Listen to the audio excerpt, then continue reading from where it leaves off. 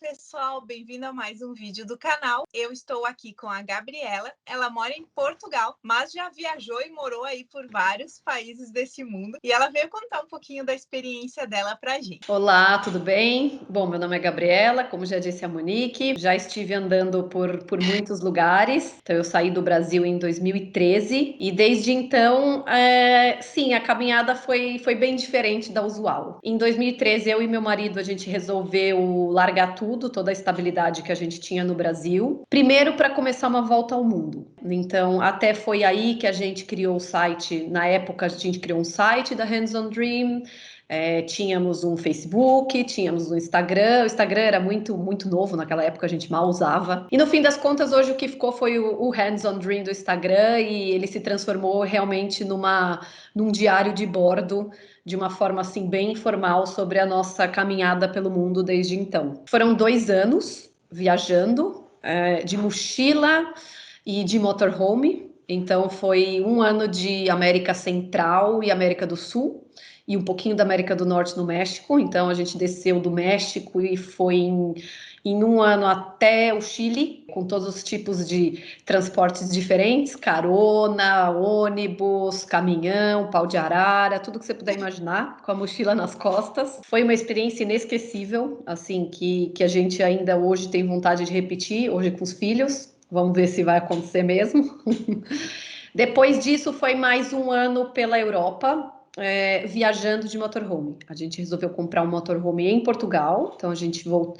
Chegamos em Portugal, passamos um tempo aqui em Portugal, compramos um motorhome e saímos viajando por aí. Foi uma experiência única também, foi incrível. Passamos por muitos países da Europa, Portugal, Espanha, França, Alemanha, que mais? Alguns países ali da parte do leste, então Polônia, Eslováquia, Eslovênia, Romênia, e fizemos mais 2 ou 3 meses na Ásia. A gente deixou o motorhome aqui e fomos para a Ásia de mochila também, onde a gente basicamente ficou na Tailândia. Também passamos por Singapura, e aí foi na Tailândia, depois de 2 meses de viagem, que por incrível que pareça, até as coisas boas cansam, e a gente chegou um momento, sim, chegou aquele momento que viajar deixou de ser uau. Tudo que a gente via já não era mais tão incrível como no início, ou como a gente sempre quando sai para viajar, né, de férias e tá extremamente animado. E daquele momento a gente teve a certeza que era hora de parar. O plano inicial eram 3 anos, a gente tinha se programado financeiramente para isso, então trabalhamos juntando dinheiro por 2 anos para viajar por 3 anos, num budget de mochileiro.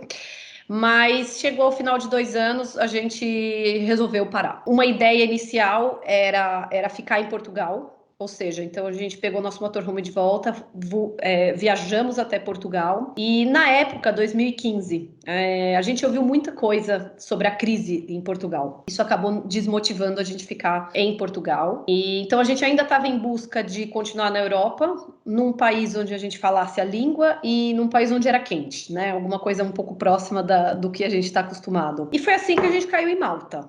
Malta foi uma coisa assim, a gente pesquisou Malta no Google. Na época ainda tinha muito pouca informação sobre Malta e a gente resolveu arriscar. Então chegamos em Malta, uma ilha muito pequenininha para quem não conhece, no sul da Itália, mas é um país, né? Um país independente. E por lá ficamos 3 anos, Monique. Então, logo que a gente chegou, a gente começou a procurar trabalho nas nossas áreas.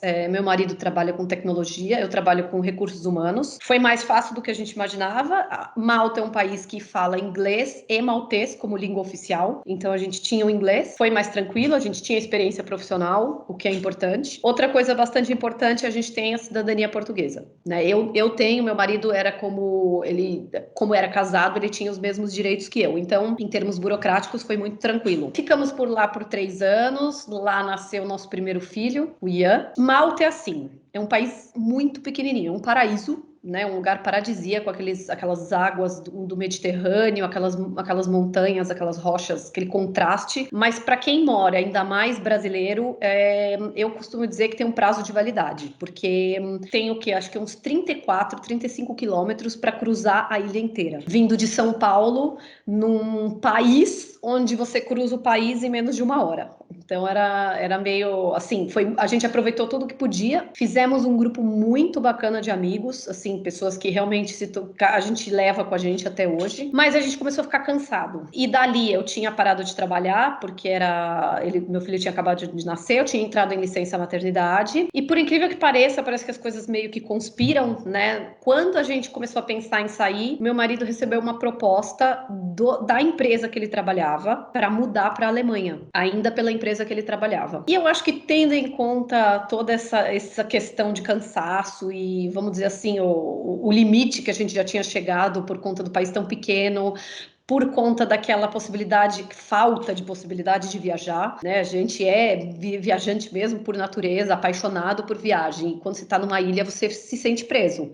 A gente não podia pegar o carro no final de semana para viajar, né? Então, viagens sempre tinham que ser planejadas com antecedência, com compra de passagem aérea, a não ser que a gente quisesse ir para Sicília, que era pegar uma balsa, mas também pronto, viajou uma vez, acabou. E aí a gente resolveu aceitar. Um pequeno detalhe, eu tava grávida, de novo. E eu cheguei grávida de quase 8 meses na Alemanha. Foi muito caótico no início, porque eu cheguei, eu não conhecia nada, eu não falava a língua, e graças a Deus eu conheci 2 pessoas maravilhosas pelo Face mesmo, que me ajudaram muito, que também se tornaram minha família na Alemanha e que me deram todo esse suporte para me ajudar como é que funcionava o sistema de saúde na Alemanha, como ter um filho na Alemanha, o que tem que fazer, porque foi tudo muito rápido, não deu tempo de pensar, não deu tempo de estudar e nem avaliar nada, simplesmente chegamos, inicinho de dezembro, e a minha segunda filha, a Lara, nasceu em fevereiro. Na Alemanha foi um período maravilhoso, ficamos também 3 anos na Alemanha, 3 anos completos. A gente saiu da Alemanha no mesmo dia que a gente chegou, 3 anos depois. E foi um período, assim, muito bacana e muito difícil ao mesmo tempo, Monique, porque a gente chegou na Alemanha com aquela ideia de que tudo é perfeito, de que tudo funciona, país de primeiro mundo. De fato, muita coisa funciona. De fato, é incrível ver a consciência das pessoas em relação à educação, ao ambiente, ao coletivo. De fato, tudo isso funciona, mas como todos os seus lugares, existem pontos positivos e negativos, né? Para nós, a língua era muito difícil. A gente chegou achando que as pessoas todas falavam inglês e não é verdade. As pessoas sim falam inglês nos pontos turísticos, né? Se você vai visitar a Alemanha como um turista, você não vai ter tanta dificuldade. Mas no dia a dia não é assim. Então a gente morou numa cidadezinha a 20 minutos de Frankfurt, chamava Dreieich, e ali em Dreieich era muito complicado. Assim, você encontrar pessoas no seu dia a dia para resolver problemas, para ir no médico, para ir no cabeleireiro, para essas coisas básicas, né? Para resolver um problema no seu telefone, enfim, todas essas coisas eram muito complicadas, porque você pede ajuda, você pede para as pessoas falarem inglês e elas não sabem. E não é porque elas não querem, porque quando elas sabiam, elas falavam. Mas é porque elas não sabem, não falavam. Então foi uma grande surpresa para nós. Outra grande surpresa foi a dificuldade do sistema de educação para crianças pequenas, porque vagas em kindergarten, essas coisas, é muito complicado para as crianças pequenas. Então, assim, as crianças a partir dos 6 anos, todas elas têm direito à educação e, obviamente, ninguém vai ficar sem escola. Mas até os 6 anos, para você conseguir uma vaga no jardim de infância ou numa creche, é quase impossível, Monique. Até mesmo para os alemães, não é só porque somos estrangeiros. Existem listas de espera gigantes. E como eu cheguei lá sem trabalhar e ainda com uma criança pequena, então as mulheres que não trabalham, elas vão lá para o final da lista. Isso foi complicado, porque me impediu de começar a vida, de aprender o alemão, com 2 crianças pequenas em casa, uma de quase 2 anos, uma que tinha acabado de nascer.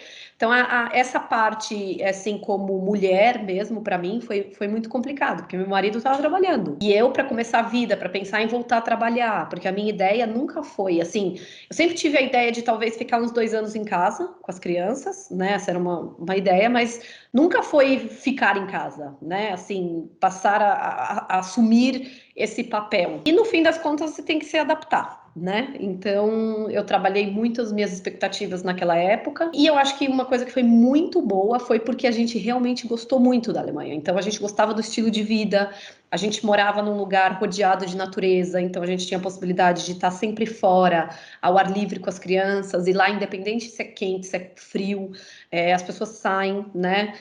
O alemão diz que não existe frio, existe roupa adequada, né? Então, até porque se você não sair por causa do frio, você não sai.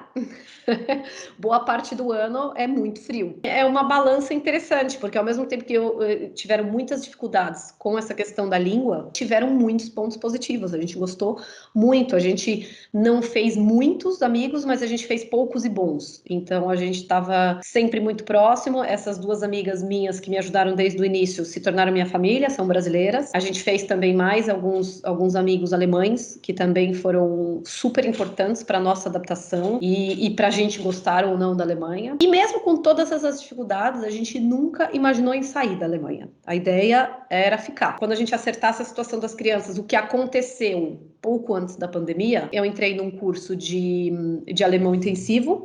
Para começar a pensar em voltar, pelo menos fazer alguma atividade, eu comecei a dar aula de inglês numa escola de inglês, onde eu tinha um pouco de flexibilidade, então eu podia dar aos sábados, podia dar à noite, coisas desse tipo, então pelo menos para não me sentir parada. Então aos pouquinhos a vida foi voltando. Eu estudei muito alemão por conta, enquanto eu ainda não tinha possibilidade de fazer curso. Eu comecei no segundo nível básico, vamos dizer assim, né? Pelo menos aquele basicão eu já tinha um pouquinho. E aí quando eu comecei a estudar, foi em novembro de 2019. Em fevereiro veio a pandemia e mudou o mundo, né? Então, tudo parou. De repente, de novo, a gente estava numa situação dentro de casa, com as crianças. Eu também tinha parado de fazer tudo que eu podia. O alemão também parou. Enfim, mesmo que não tivesse parado, eu não teria condições de continuar. Meu marido também recebeu uma notícia que, na verdade, ela não veio 100% por conta da pandemia, mas depois ela foi acelerada, vamos dizer assim, pela pandemia. A divisão da empresa que ele trabalhava, que é uma empresa holandesa, resolveu fechar as operações na Alemanha. E então, assim, a gente recebeu essa notícia praticamente na mesma semana que tudo foi fechado na Alemanha. Esse foi um momento de reflexão, foi um momento onde ele começou a mandar alguns currículos, e a gente percebia que o resultado era nulo. E aí vem de novo a barreira da língua, porque ele tem muita experiência na área de tecnologia, mas quantas outras pessoas têm experiência e a língua alemã, né? Então era muito complicado, porque as ofertas de trabalhar somente em inglês, apesar de que é ter tecnologia, ou seja, as ofertas já são melhores para quem só fala inglês, mas mesmo assim elas são muito limitadas. E aí você está num cenário de pandemia, aí complica muito. Por conta disso a gente resolveu falar, olha, sim, a gente nem queria sair, mas eu acho que a gente vai ter que começar a pensar num plano B. A gente acabou optando por Portugal, aquele sonho de lá de trás, que era quando a gente saiu do Brasil e a gente realmente sempre teve esse carinho por Portugal. E acabou dando certo. Então hoje eu estou trabalhando numa consultoria de recursos humanos, o meu marido está trabalhando numa empresa de tecnologia alemã, por incrível que pareça, porém com escritórios aqui em Portugal. E agora aqui estamos, com um filho que nasceu em cada país. Como dizem nossos amigos, com essa rodinha nos pés constante. Se a gente veio para ficar muito tempo, essa é a ideia, né? Como todos os lugares que a gente veio. Ah, vocês vão ficar? Vamos. A ideia é ficar. A gente está um pouco cansado de mudar. Então, a gente espera que tudo dê certo por aqui, que as coisas se acertem, que tudo se adapte, que considerando que agora eu e meu marido estamos de volta, eu estou de volta no mercado, isso me faz muito bem. Que história, né? Vários lugares que tu morou, o que tu lembra mais ou de algum lugar, ou a diferença deles? Eu acho que assim, cada lugar a gente tem uma coisa muito especial. Por exemplo, da Alemanha, vou começar com a Alemanha, que é o mais diferente daquilo que a gente estava acostumado. Então, o estilo de vida alemão, então o estilo de vida perto da natureza, perto das florestas. Você tem florestas para todo lado. Então, você pegar em família, então esse costume não é a gente, né? É o costume do país. As pessoas elas saem para fazer piqueniques na floresta, saem de final de semana com a bicicleta. Essa interação com a natureza é uma coisa muito forte na vida do alemão, muito forte. E como nós sempre fomos apaixonados por isso, ter isso no dia a dia foi uma grande diferença para nós, e uma grande diferença positiva, que eu acho que é uma das razões que nos fez realmente nos apaixonar pela Alemanha, né? Então, eles têm outra coisa que é os costumes, né? Essas festas, por exemplo, os mercados de Natal alemães, eles são extremamente conhecidos, e as tradições de Natal são muito bacanas, tanto nas escolas quanto com as pessoas. Então, essa é uma coisa que a gente gostava muito. Por outro lado, em Malta, o que realmente nos deixava apaixonados por Malta era a proximidade com o mar, com calor, com sol. E aqui eu acho que é o equilíbrio de tudo isso, porque assim, por exemplo, em Malta faltava o verde, na Alemanha faltava a praia, onde a gente morava. E aqui você tem o conjunto de tudo. Então aqui eu acho que a diferencial é você se sente em casa, de fato, né? Brasileiros, a gente se sente em casa porque no mercado você é capaz de encontrar uma série de produtos que a gente encontra no Brasil. É um país seguro, então a gente tem muito mais tranquilidade em relação ao Brasil. A comida é maravilhosa, ao contrário da Alemanha e de Malta, a gente não tinha prazer nenhum pela comida de nenhum dos dois lugares. Então aqui, onde quer que você vá, você vai comer alguma coisa boa e bem e barato, né? Então, eu posso te dizer que, assim, cada uma das coisas, essas diferenças, em termos culturais, na minha opinião, Malta e Portugal são muito parecidas no comportamento das pessoas, é o latino mesmo, né? Então, aquela questão da bagunça, do calor, dessas coisas, isso tem muito nos dois países. A Alemanha já é completamente diferente, né? As pessoas, elas são muito educadas, porém mais distantes, né? Essa que é a diferença, não é que as pessoas são, na minha opinião, que todo mundo fala, as pessoas são muito frias. Não é exatamente frias, elas só são mais distantes. Elas são extremamente simpáticas e educadas, mas é diferente. Não existe o calor, o abraço. Então, para mim, são essas diferenças muito boas. E é por isso que eu acredito que aqui talvez a gente consiga passar mais tempo por conta de todo esse equilíbrio, né?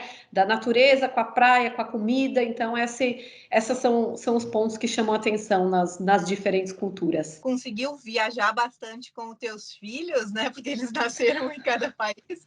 Mas queria que tu contasse essa experiência de viajar com crianças pequenas. Como é que é isso? Tem algumas dicas aí para as mamães que querem viajar? Que a gente sempre que pode viaja, né? Então, a minha dica principal para viajar com criança é viajar sem expectativas. E então, o que eu quero dizer com isso? Você, por exemplo, eu tenho muitas amigas que acabam mudando muito o estilo de viagem. Elas passam a viajar só para resort, onde tem tudo incluído, onde você vai relaxar, onde tem clube para as crianças passarem, né, atividades o dia inteiro, e assim, tudo que você quer fazer, não fazer mais nada. Não vou dizer para você que esse estilo não é interessante, até porque a gente também gosta disso. Mas, assim, apaixonados por viajar como nós somos, esse não é o nosso primeiro estilo de viajar. E essa foi uma das coisas que, quando as crianças nasceram, a gente fez questão de manter. Óbvio, a gente não viaja, assim, considerando a proximidade que eles nasceram, a gente não viajou tantas vezes ao longo desses últimos 4, 5 anos. Com o pequenininho, com o Ian, quando ele nasceu, no primeiro ano de viagem dele, a gente viajou para vários lugares, a gente foi para Espanha, a gente foi para Portugal, a gente foi para Eslovênia, e sempre naquela questão assim, ok, a gente escolhe 1 ou 2 lugares e sem planejar muito. Né? Então, sem fazer um roteiro turístico, eu vou fazer isso de manhã, depois do almoço a gente vai almoçar não sei aonde, depois a gente vai visitar tal ponto turístico. Então, eu acho que isso é a minha dica principal para viajar com crianças, porque quando você viaja sem expectativas, você acaba superando as suas expectativas.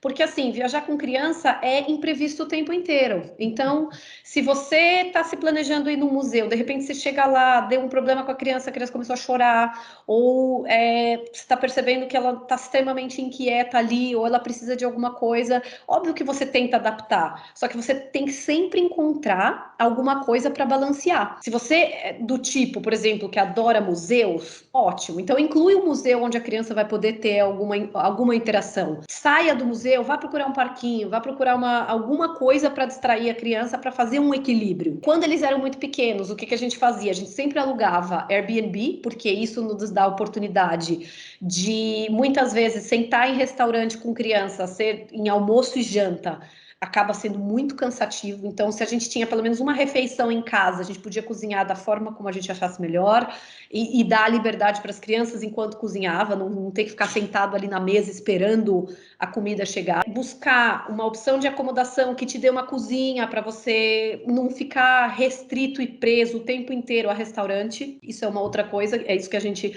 sempre costuma fazer quando a gente vai viajar com eles. E a gente, por exemplo, já fez outras vezes de formas diferentes e percebeu o quão cansativo isso é. E aí no final das contas não é a criança tanto assim que fica tão cansada, porque ela tá ali, são os pais. E aí você acaba não curtindo a viagem, e aí você cria um trauma e fala, não, esse tipo de viagem não é para criança. Tem programas que realmente é mais difícil com criança, mas tudo é possível se você trabalhar com essa questão das expectativas. Programar talvez no máximo 2 programas no dia. Se conseguir, ótimo. Se não conseguir, trabalhar assim, pelo menos estive aqui, passeamos, fizemos as atividades, então é isso que a gente sempre faz. E eles já são apaixonados por viagem também. Já são apaixonados, adoram. Eles têm assim, é engraçado, às vezes eu converso com meu marido sobre isso. Nós, quando eram pequenos, eu acho que a gente nem sabia direito o nome dos países ainda. Eles têm uma curiosidade enorme pelos países diferentes. Vira e mexe, eles perguntam sobre um país, ou eles pedem para ir, eles falam sobre as línguas diferentes, né? Assim, o Ian, ele fala alemão fluente, português, e agora está aprendendo inglês na escola. Então, começa aquele interesse pelas coisas. E morando por aqui pela Europa, se ouve muito sobre os países. Então, é aquela formiguinha já, o tempo inteiro querendo viajar, sabe? Eles realmente gostam muito. Que legal. Foi muito legal essa conversa contigo. Para a gente finalizar, queria saber se tu quer deixar alguma mensagem para o pessoal que está assistindo. Primeiro, eu queria agradecer, Monique, por esse momento. Espero que eu possa ter contribuído com alguma dica ou com algum tipo de inspiração. É a nossa ideia. Eu acho que o que é legal, assim, independente do sonho que você tem, isso foi sempre um sonho muito grande, meu, e depois, ao conhecer o meu marido, esse sonho de morar fora, esse sonho de viajar. Eu acho que quando você tem um sonho, você tem que ir atrás. Honestamente, eu diria que é muito mais planejamento em todos os sentidos do que somente a parte financeira, porque existem muitas formas hoje em dia de viajar sem precisar ter uma quantidade absurda de dinheiro, que inclusive nunca foi nem meu caso, nem do meu marido. Então a gente se planejou, batalhou. Então acho que quando você quer alguma coisa, simplesmente você tem que se planejar e fazer acontecer. Eu acho que essa é a minha mensagem. Obrigado mais uma vez, Gabriela, pela sua colaboração. Foi muito legal ouvir essa sua história, com certeza é inspiradora para várias pessoas. E até o próximo vídeo. Tchau!